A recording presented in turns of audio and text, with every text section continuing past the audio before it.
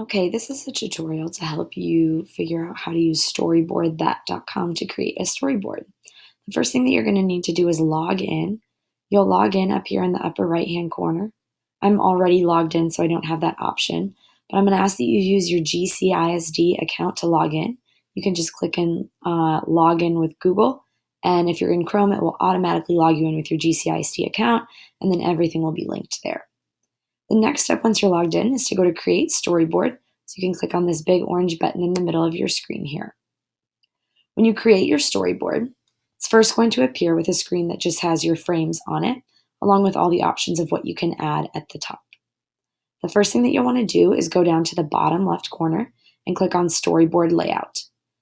You then need to decide, do you want a title for your slides, just the cell, you could have a description, all different sorts of ways that you can do it.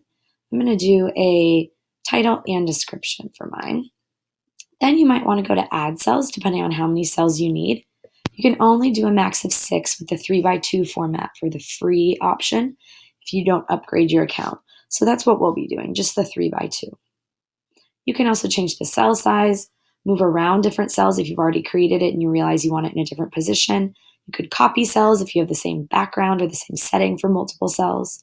And then, of course, you can clear all the cells. You can add grid lines. Explore this as you'd like to. There's lots of cool things that you can do. The first step is going to be to put a background to your slide. So I'm going to create a scene from a TV show that I think a lot of you guys have seen that I like, that was recommended by Fifth Period, and it is The Big Bang Theory. So if I think about The Big Bang Theory and I think about where that takes place, most of the scenes take place in the apartment. So I'm going to look up here at the different scene options. You can see there are a lot of them. And I'm going to go to home, indoor, and see if I can find a scene of an apartment, maybe similar to Sheldon and Leonard's. I see the staircase here actually looks a lot like the staircase in the TV show. So I'm just going to drag that down, and now I have a background for my cell. As you can see, there are lots of different options too for the coloring. So I could make it dark outside in the sky.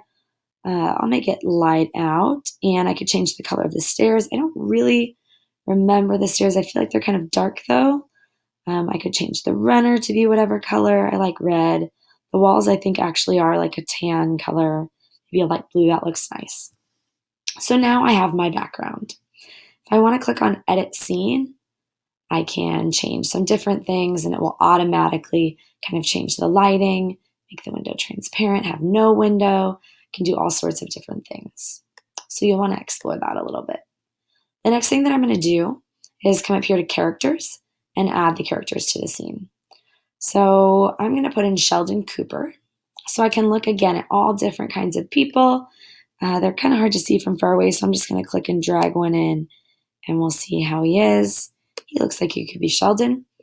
I'm going to make him a little bit taller since Sheldon's kind of a tall guy.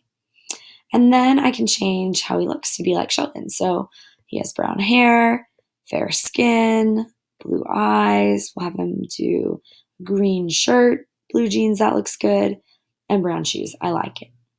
The next thing I'm going to want to do with my person is edit their pose.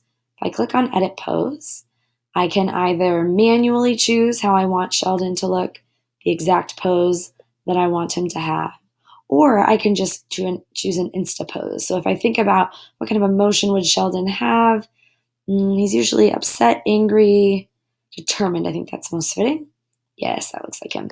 And then let's see, what action do I want him to have? I could also do it that way. He's complaining a lot, so I think I'll have him be complaining. So that will change his body to be like he's complaining. You could do a side view or a back view as well. I click Update Pose now. Here I have Sheldon. Looks great. Let's see. We'll say that he's complaining and he's sad because he is waiting on his friends and they are late. So to show that they are late, I'm going to see if I can give him a clock or a watch or something. If I go up to the search bar here, I can search for all different sorts of things. So a watch. He looks like the kind of guy that would have a pocket watch.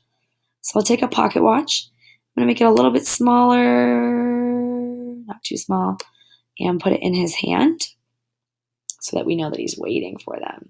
And then let's see, what's something else that could indicate Sheldon or their apartment or something. Maybe I'll have like an exit sign or something that we could put. No. Sign. Let's just see what signs they have. Those aren't great either. Maybe I'll just put a picture on the wall. We have lots of nice pictures that I could put on the wall to decorate this. Let's do this, some modern art. I'll put that on the wall. I'm going to make it a little bit smaller. Lovely. That looks really great. And let's say that maybe I want to put a plant in here too to show what a nice place this is. So if I pick this potted plant, that looks lovely. I'll put it up under the window there.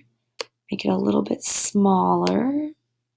And if I wanted to put another plant next to it and kind of layer them, that's another thing that you can do. If you mess around with the layers there, I could also rotate the plant so that it's opposite. So it's turned on its side. That doesn't really make sense, not very authentic, so I'll keep it there. Again, I could change the colors of the plant. There's all sorts of different cool stuff that you can do. So now I have my scene.